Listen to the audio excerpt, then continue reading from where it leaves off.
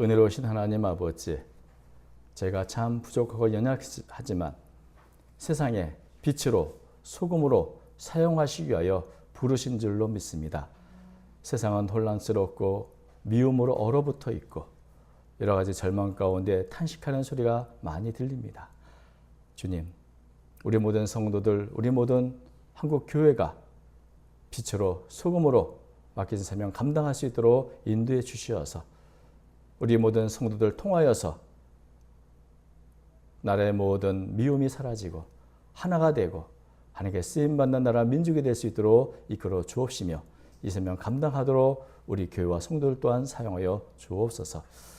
귀한 찬양 통하여 영광을 돌려옵는 사랑 찬양들도 기억해 주시고 주님들 때마다 일마다 모든 일에 간섭하시며 더 아름답게 귀하게 만들어 주옵소서.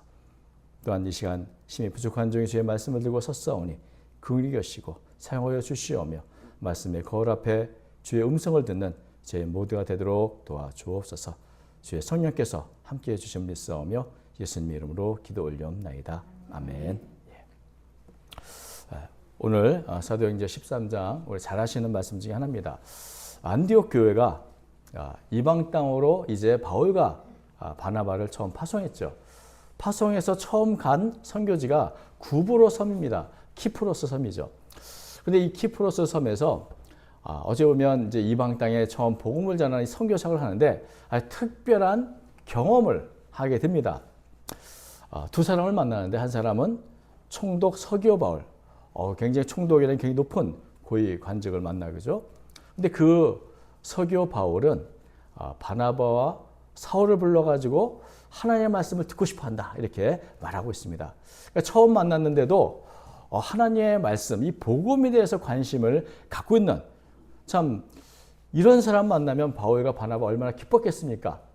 예비된 하나님의 사람이 있구나 하고 이제 복음을 전하려고 하는데 문제는 그 총독 옆에 총독의 고문을 맡은 한 사람이 있는데 이 사람은 성경을 보니까 이렇게 소개합니다.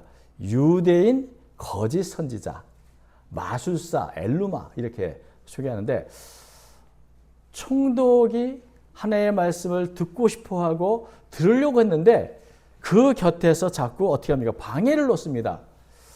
그러니까 이제 처음 선교지에 가서 마침 귀가 열려 하나님의 말씀을 듣고자 하는 사람인데 그 곁에 그걸 어쨌든 못 듣게 하려고 방해하는 이 물이 있는 것, 이런 현상은 이 구브로 섬에만 있는 것이 아니고 모든 선교지 또 우리 주변에도 늘 일어나는 어떤 복음이 증거되는 현상의 모습입니다. 그래서 이것은 거기 구브로 섬만 그렇다는 것이 아니라 복음이 전파되는 곳마다 일어나는 사건이기 때문에 우리가 보편적으로 어떻게 이런 가운데서 복음이 증거되는가 살펴보려고 하는 것입니다. 그래서 오늘 말씀과 같이 이 6절부터 12절 보니까 가장 귀한 것은 뭡니까? 말씀을 듣고자 하는 그런 마음이 있는 사람을 만난 겁니다. 우리가 아시는 것처럼 사도 바울도 이제 유럽에 이 빌립보에 처음 갔을 때 누구를 만나죠?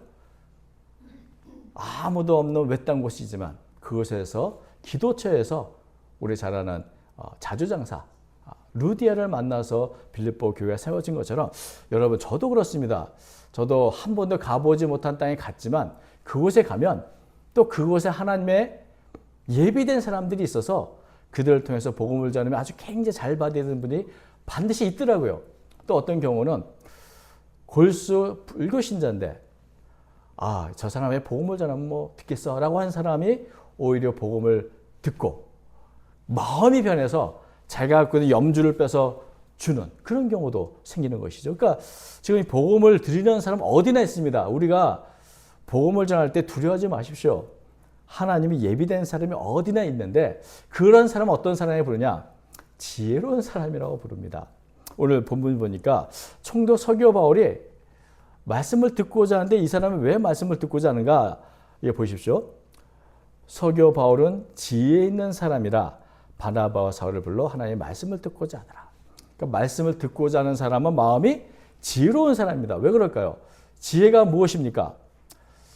지혜를 가르쳤던 이 그리스의 가장 유명한 철학자 소크라테스는 이렇게 말한 적이 있습니다. 내가 아는 것은 내가 아무것도 모른다는 사실뿐이다. 가장 지혜로운 사람은 어떤 사람인가? 다른 사람은 사실은 제가 모른다는 것도 몰라요. 내가 모른다는 것도 모르기 때문에 스스로 알 필요도 없는 거죠. 그런데 소크라테스 같은 지혜로운 분들은 나는 참 모르는 게 많은 사람이다. 이 무지를 인정하고 정확하게 알기 때문에 오히려 가장 지혜로운 사람이 되는 것입니다. 지혜는 자신의 부족함을 아는 데서 시작됩니다. 성경에서 가장 지혜로운 사람은 누굽니까? 다 알죠. 누구요? 솔로몬. 모든 사람 앞에 가장 지혜로운 사람이라고 일컫는 솔로몬은 어떤 사람이었습니까? 솔로몬이 일천번제를 하나님께 드리고 간절히 소원하는 바가 있었더니 하나님께서 꿈에 나타나서 묻죠. 내가 네게 무엇을 주고 너는 구하라. 그럴 때 솔로몬이 무엇을 구합니까? 지혜를 구했다 말하는데 사실은 솔로몬이 구한 것을 정확하게 표현한 것은 뭐냐면 듣는 마음입니다. 그래서 열왕기상 3장 9절을 보면 누가 주의 이 많은 백성을 재판할 수 있사오리까? 듣는 마음을 종에게 주사 주의 백성을 재판하여 선악을 분별하게 하옵소서. 그러니까 우리가 지혜를 구했다는 것이 아니라 정말 솔로몬이 기도하고 원했던 것은 나한테 듣는 마음을 달라. 어떤 것을 듣는 겁니까? 먼저 하나의 말씀을 듣는 것이죠. 이 많은 사람을 재판하기 위해서는 옳고 그름을 알아야 되는데 어떤 것이 옳은 것인가? 어떤 것이 잘못된가의 그 기준점이 뭡니까? 하나의 말씀 아닙니까? 내가 주의 말씀을 잘 듣는 그런 마음 주십시오. 그리고 그 말씀을 따라 그 다음에 백성들의 상황을 듣고 사정을 듣고 그것을 분별해서 옳다 그렇다 재판하는 이것이 올바른 재판장이 아니겠습니까? 그러니까 옳고 그름을 분별하기 위해서는 먼저 하나의 말씀을 잘 듣는 마음이 있어야 되고 또 자신의 백성 그들의 상황을 잘 들을 수 있는 마음이 있어야 되는 것이죠. 말도 듣지 않고 내 상황 알지도 못하면서 먼저 옳고 그름을 판단하고 재판하는 그것은 가장 나쁜 재판장입니다. 그렇죠? 그런 면에서 솔로몬의 지혜는 듣는 마음을 구하는 것이고 그것을 하나님은 기뻐하셨죠.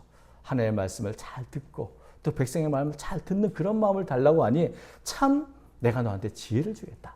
그래서 총명하고 또 다른 사람을 헤아릴 수 있는 그런 분별력을 주셨기 때문에 우리는 오늘날 지혜하면 솔로몬을 떠올리게 되는 겁니다.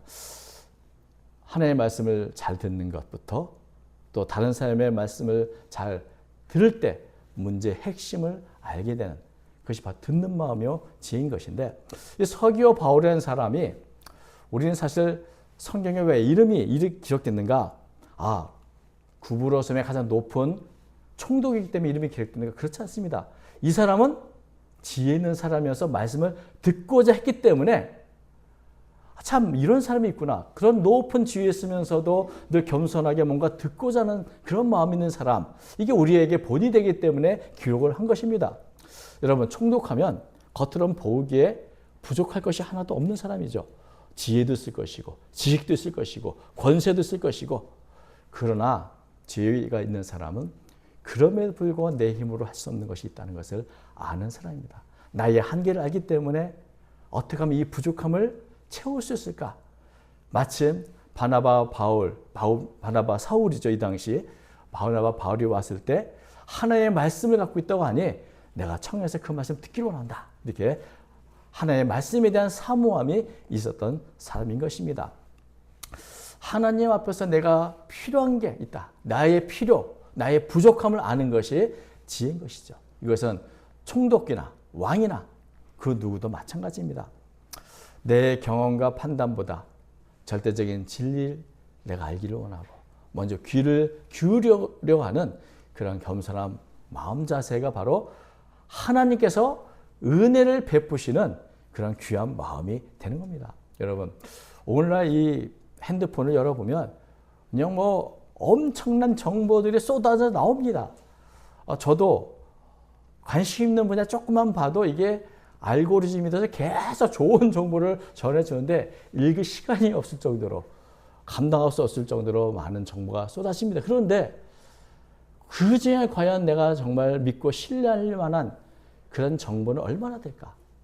여러분 하나님의 말씀과 비교하면 사실 그런 것은 이런 표현이 좀 그렇습니다만은 그냥 없어도 되고 없어도 살 수 있는 어찌 보면 필요 없는 그런 정보들이 난무하는 것이죠. 세상에서 가장 귀한 고급 정보는 하나님의 말씀입니다. 하늘의 진리, 영원히 변하지 않는 진리의 말씀에 내가 귀 기울이는 것, 이게 얼마나 큰 지혜겠습니까? 성경에 보면 이렇게 듣는 마음을 갖고 있었기에 하나님의 은혜를 입은 사람들 이야기가 많이 나옵니다. 우리가 에디오피아 내시도 그렇죠. 이 간다게 에디오피아의 여왕을 가까이서 모시는 고관 대작인데 이사야서를 읽고 있습니다. 근데 읽어도 무슨 뜻인지 알지 못하는 그때 누가 나타납니까? 빌리 집사가 그 뜻은 이겁니다. 바로 메시아 그리스도를 말해주는 겁니다. 말했을 때 기꺼이 듣고 기꺼이 그 말씀에 순종해서 세례를 받았던 모습을 우리가 기억합니다. 또 백부장 고넬료, 로마의 백부장으로서 이 식민지 사람들을 오히려 압제하고 박해할 것이 옳을 것 같지만 이 사람은 늘 경건했을 뿐만 아니라 자기의 부족함을 알았죠. 바로 이 사람에게 하나님은 베드로를 보내서 참 경건하고 선하게 살려고 애쓰지만 그것으로는 구원받지 못한다. 그러므로 내가 한 사람을 보낼 테니 들으라는 거죠. 베드로가 전해지는 복음의 말씀을 듣고 그 가정에 성령이 임하고 첫 번째 참 귀한 이방인의 구원 역사가 일어나는 사건을 보게 되면 이들의 공통점이 뭡니까? 하나님의 말씀을 깨닫기 원해서 알기 원해서 사모하는 사람들에게 하나님은 그 말씀을 전해서 빌립도 보내시고 베드로 보내신다는 것이죠. 그래서 우리가 하나님의 말씀을 듣고자 하는 마음은 결코 작은 것이 아닙니다. 작은 일이 아닙니다. 그 마음이 바로 하나님의 은혜를 받는 첫 번째 걸음이 되는 것입니다. 하나님은 언제나 교만한 자를 멀리하시고 겸손히 말씀을 사모하는 자에게 은혜를 베푸시는 분입니다. 지난주도 잠시 말씀드렸지만 목마른 사슴이 시냇물을 찾듯이 주의 말씀을 갈망하는 자에게 하나님의 은혜의 단비가 쏟아져 내리는 것이고 나는 뭐 필요한 게 없어. 자기의 부족함을 알지 못하는 사람, 내 경험, 내 지식이 최고인 줄로 여기며 더 이상 하나님의 말씀에 귀를 기울이지 않는 사람에게는 하나님의 은혜가 임하지 않는 것입니다. 그래서 우리는 언제나 하나님의 은혜를 사모하고 말씀을 사모하는 여기서부터 모든 일을 해야 하는데 바로 이 서기오 바울이 바로 이 하나님의 말씀을 듣고자 하는 마음에서 이 구부러섬의 역사가 일어나게 되는 것이죠. 그런데 이렇게 말씀을 듣고자 할 때 꼭 일어나는 일이 있습니다. 뭘까요? 방해가 꼭 있습니다. 방해. 여기 8절 말씀 본 것처럼 이 마술사 엘르마는 그 이름을 번역하면 마술사라. 그들을 대적하여 총독으로 믿지 못하게 힘쓰니 이 총독의 고문인 이 엘르마는 총독의 말씀을 들으려고 할 때마다 옆에서 방해를 놓습니다. 어떻게 놓을까요? 총독이 지금 급한 일이 생겼는데 거기부터 가보셔야죠. 뭐 이렇겠죠. 지금 바울과 바나바를 불러왔으나 지금 급하게 지금 해야 할 일이 있습니다. 이게 자꾸 뺏어서 어떻게든 듣지 못하게 하고 믿지 못하게 이렇게 힘을 썼다는 겁니다. 근데 이 사람이 참 재밌는 게 이름이 호칭이 세 가지입니다. 바예수라는 유대인, 그러니까 예수의 아들이라는 의미인데 아마도 여호수아와 같이 구원자라 이름을 갖는 사람이라 혹은 그 구원자의 아들이라 이런 의미니까 들으면 유대인들이 참 그 위대한 여호수아의 어떤 뭔가 연결된 지혜, 우리를 구원할 그런 분인가라고 여기도록 바예수라는 이름을 갖고 있죠. 유대인인데 선지자입니다. 물론 오늘 성경은 거짓 선자라고 말했지만 여러분 이분이 나는 거짓 선자라고 말했겠습니까? 나는 하나님의 말씀을 전하는 선지자라고 말했겠죠. 그런데 나중에 보니까 가짜니까 성경에는 거짓 선자라고 말하는 거죠. 그러니까 유대인이면서 바예수라는 이름을 갖고 있고 선지자이고 또 마술사입니다. 엘루마라는 이 명칭 자체가 마술사라는 이름인데 물론 마법을 부리거나 주술을 부리는 그런 사람이라는 의미가 아니라 우리 아기 예수님이 태어났을 때 동방에서 박사들이 왔는데 그 박사라는 단어하고 이 마술사라는 단어가 같은 단어입니다.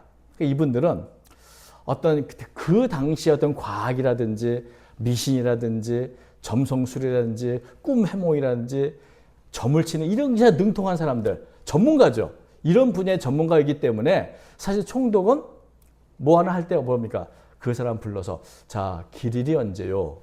이런 일을 하는데 전쟁할 때 우리가 이기겠어, 지겠어? 이런 것들 어떻게 하면 이길 수 있게? 이런 걸 묻는 사람인 거죠. 그러니까 나는 선지자요. 나는 박사요.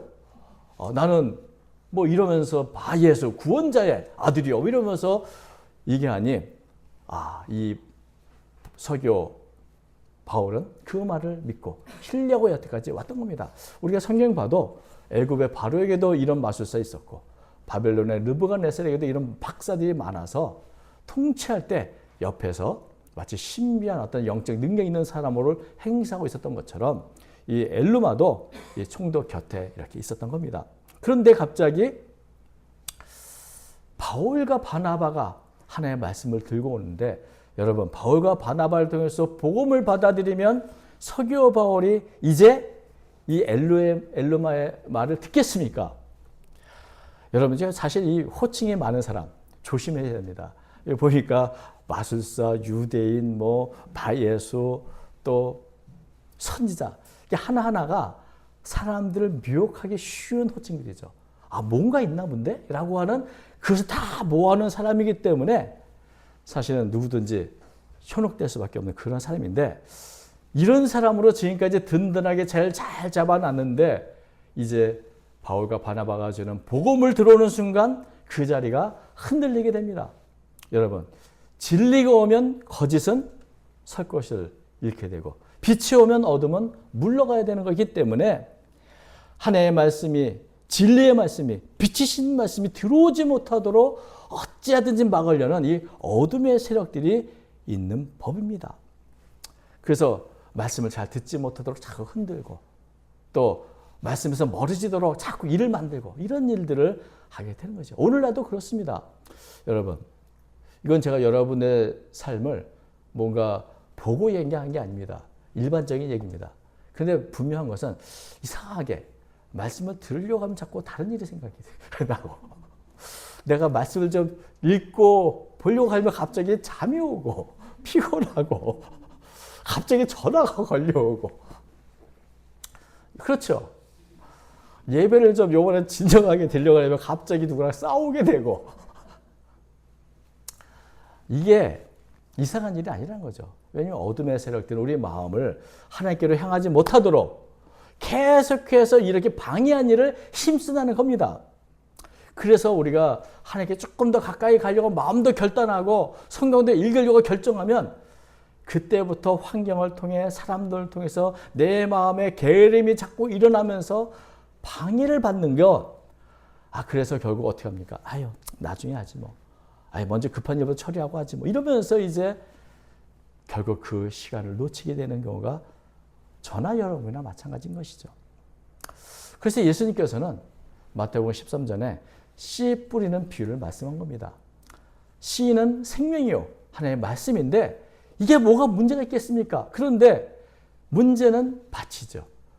길가와 같이 있는 말라버린 그런 마음이든지 돌짝처럼 내 마음 여러 가지 것들이 잔뜩 있을 것인지 가시떨기처럼 누가 막는 그런 있을 때 그 하나님의 생명의 말씀이 다 말라버리고 누가 먹어버리고 사라지게 된다는 것입니다. 그래서 이 엘루마가 본문에만 있는 그런 인물이 아니라 말씀을 듣지 못하게 하는 모든 세력들, 모든 마음 상태가 결국 다 엘루마 같은 겁니다. 그래서 여러분 뭔가 내가 좀 좋은 일 좀 하려고 하면 일이 생겨. 그거 왜 그럴까요? 그 좋은 일이 정말 좋은 일이기 때문에 그렇습니다. 안 믿는 분들은 또 다른 표현을 하겠지만 사실은 이것이 은혜를 내가 받으려고 할 때 그 은혜가 너무 귀하기 때문에 그것을 막는 사탄의 방해가 있다.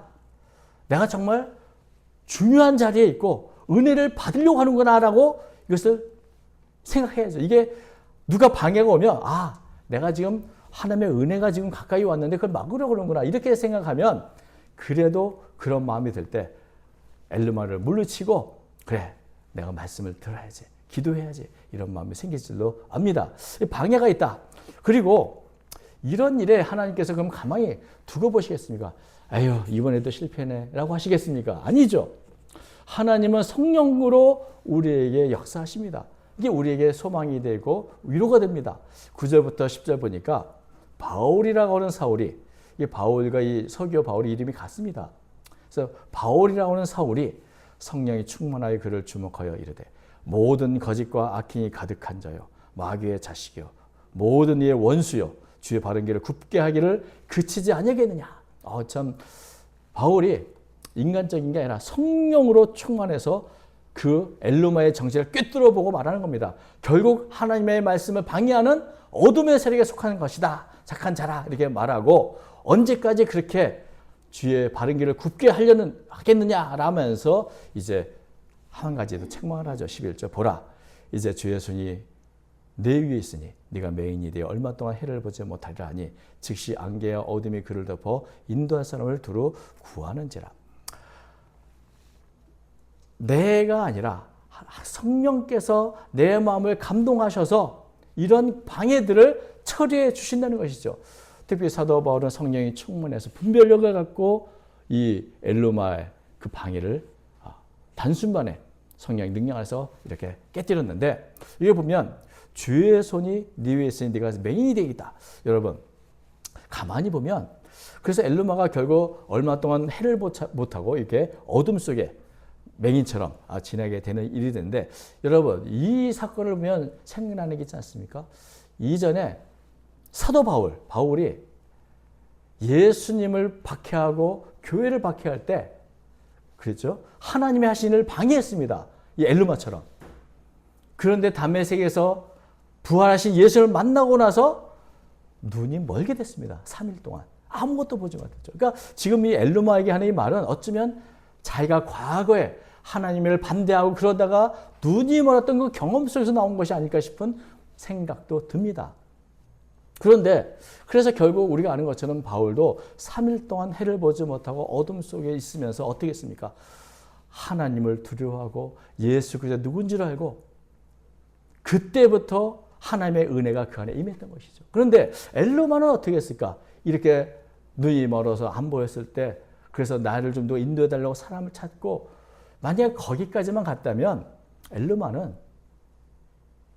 어쩌면 그의 인생은 여전히 하나님의 심판 가운데 있을 것입니다. 그런데 만약에 그때 하나님이 정말 두렵고 진리의 말씀이 정말 힘이 있다는 것을 깨닫고 자신의 죄를 회개하고 돌이켰다면 사도 바울처럼 그의 삶도 변했을 것이라 저는 믿습니다.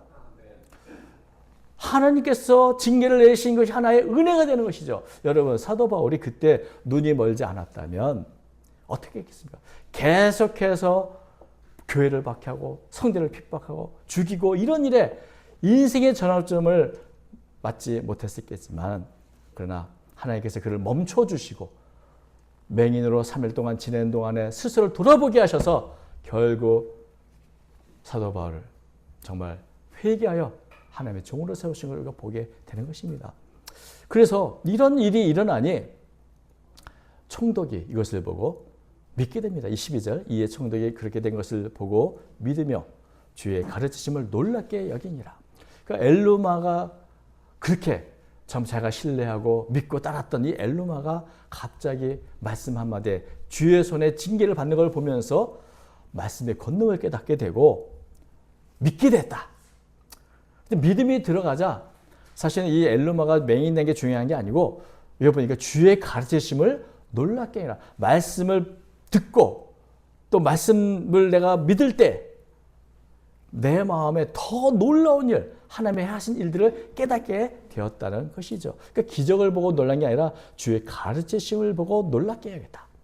기적은 단지 문을 열었던 한 출발점이지만 이제 말씀을 들으면 들을수록 우리의 마음 놀라움, 기쁨 이런 것들이 가득 찬 모습을 보게 되는 것이죠. 그래서 이것처럼 처음에 시작할 때는 이게 참 믿으려는 사람이 있는데 그걸 방해하는 사람이 있는데 이거 어떻게 하면 좋아?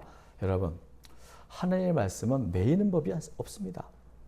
우리의 삶에서도 때때로 말씀이 막혀있고 또 내가 형통하지 못한 삶을 사는 것 같이 보일지 모르지만 그것을 우리가 믿음으로 하나님의 말씀을 사모할 때 하나님의 말씀을 우리의 길을 열어주시고 이렇게 놀라운 역사를 통해서 우리에게 은혜를 베푸시는 분입니다. 하나님은 결코 엘르마의 방해에 영향받지 않으시고 그 방해를 꺾으시는 능력이 하나님이시고 말씀의 능력이 이런 것입니다. 그러므로 우리가 해야 할 일은 어떤 방해가 있어도 낙심하지 말고 내가 더 큰 은혜를 받으려고 하니 더 기도하자. 붙잡고 더 우리 말씀을 의지하며 살아가자. 이런 결단이 필요한 것입니다. 그래서 이번 한 주간 여러분, 이번 한 주간도 여러분들은 참 선하신 분이어서 내가 선하게 살자. 또 말씀을 열심히 읽자. 또 기도도 열심히 하자고 결단하고 시작하겠습니다만은 엘르마가 도처에 있을 겁니다. 어떻게 하시겠습니까? 주님, 내가 말씀을 사모하오니 엘르마를 물리쳐 주십시오. 성령의 역사를 허락해 주십시오. 그 방해에 무릎 꿇지 말고 성령의 역사를 이겨내시기를 바랍니다. 그럴 때 우리가 더 주님께 가까이 나아갈 수 있고, 방해가 있다는 것은 그만큼 내가 지금 귀한 일, 그만큼 내게 은혜로운 일, 하나님의 역사 시작된다는 것을 알려주는 겁니다. 거기에 무릎 꿇지 마시고 성령의 역사로 이 문제를 해결해 주십시오. 이 방해를 물리쳐 주게 해서 말씀에 더 큰 은혜를 사모하면 성령의 역사가 우리 가운데 임할 줄로 믿습니다. 그래서 우리가 은혜를 경험하고 또 이 능력의 말씀을 가지고 우리가 견고하게 살아갈 뿐만 아니라 이 능력의 말씀을 땅까지 전해 쓰임받는 저와 여러분 되시기를 주님의 이름으로 축원드립니다. 기도하겠습니다. 거룩하신 하나님 아버지, 우리가 미천하고 연약하지만 듣는 마음을 주셔서 여기까지 오게 하시니 감사합니다. 우리가 갈 길을 알지 못할 때 주의 말씀이 우리의 길에 빛이 되어 주셨고 등대가 되어 주셨습니다. 오늘도 우리가 흔들릴 때마다 주의 말씀을 보내사 우리를 견고히 세워 주옵시며 또 우리에게 주신 사명 끝까지 잘 감당할 수 있도록 은혜와 은혜를 더해 주옵소서. 우리 가운데 수많은 엘루마가 있습니다. 주님, 성령의 능력으로 물리쳐 주시고 우리의 무릎을 견고히 세워주시며 주님 앞에 더욱더 듣고자 하는 마음으로 주님의 말씀을 사모하는 마음을 더해 주옵소서. 함께해 주시길 원하며 예수님 이름으로 기도 올려옵나이다. 아멘.